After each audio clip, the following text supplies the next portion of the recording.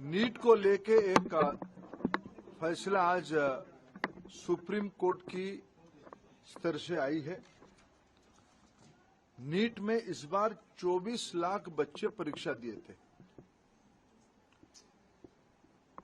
Cut off date में लगभग 13 लाख विद्यार्थी एग्जामिनेशन को क्वालिफाई किए। 4,500 तरीके सेंटर नीट एग्जामिनेशन के लिए देश भर में होती है। अनेक देशों में भी नीट की सेंटर होती है। खाड़ी के देशों में होती है, पड़ोस के देशों में होती है और 13 भाषा में एग्जामिनेशन होता है। दुर्भाग्य से इस बार नीट की 2 क्वेश्चन सेट्स होता है। गलती ना हो जाए इसीलिए चुनाव एग्जामिनेशन के दिन ही सूचित किया जाता है। क्वेश्चन सेट ए या बी को यूज किया जाएगा, आइदर ऑफ द वन। इस बार जब परीक्षा हुआ, गलती से आउट ऑफ 4,500 सेंटर 6 सेंटर में गलती से गलत सेट्स ऑफ क्वेश्चन आ गए। जब परीक्षा चल पड़ी, कुछ समय के बाद उसको संज्ञान में लिया गया और उसको विड्रॉ करके फिर सही प्रश्न पत्र दिया गया। उसमें कुछ टाइम लॉस हुई। उन 6 सेंटर में लगभग 1563 स्टूडेंट उसमें परीक्षा दे रहे थे।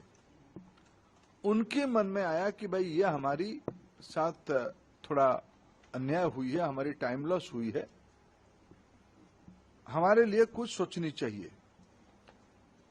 सुप्रीम कोर्ट की एक स्टैंडिंग ऑर्डर है।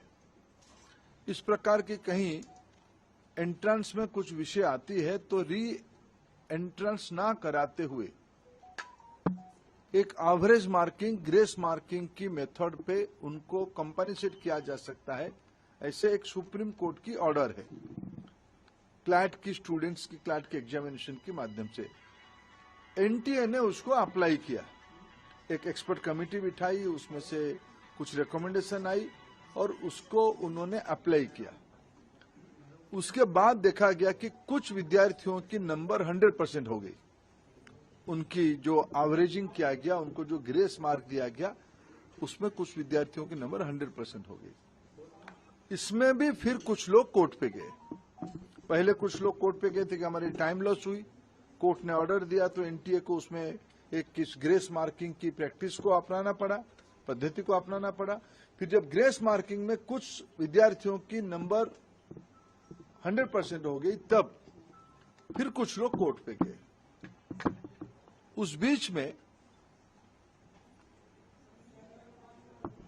एनटीए ने फिर एक एक्सपर्ट कमेटी बिठाई, एकेडमिक्स कमेटी बिठाई। उन्होंने कुछ सोच समझ किया और कोर्ट ने आज उस कमेटी के ऑब्जर्वेशन को देखते हुए आज ऑनरेबल सुप्रीम कोर्ट ने स्पष्ट किया है उन 1563 स्टूडेंट्स को री एग्जामिनेशन का अपॉर्चुनिटी दिया जाए। 23 जून को 1563 स्टूडेंट को दोबारा नीट एग्जामिनेशन का ऑप्शन उनके सामने दिया जाएगा। वो परीक्षा दे सकते हैं, नहीं तो जो उनको ओरिजिनल परीक्षा की जो नंबर है उनको वो परीक्षा उसको भी ऑप्ट कर सकते हैं। नहीं तो अगर उनको उसमें ना देके और एक चांस लेना है तो वो 23 जून को एक बार परीक्षा भी दे सकते हैं, जो चाहेगा। ये आज सुप्रीम कोर्ट के एक बहुत स्पष्टता के साथ ऑर्डर आई है, उसको मैं स्वागत भी करता हूं। शायद उसके बाद नीट को लेके जो एक संशय और शंका सामने आई थी, वो आज समाप्त हो रही है। कुछ और विषय ध्यान में आई है। सरकार गंभीरता से उस विषय को ध्यान पे लिया है।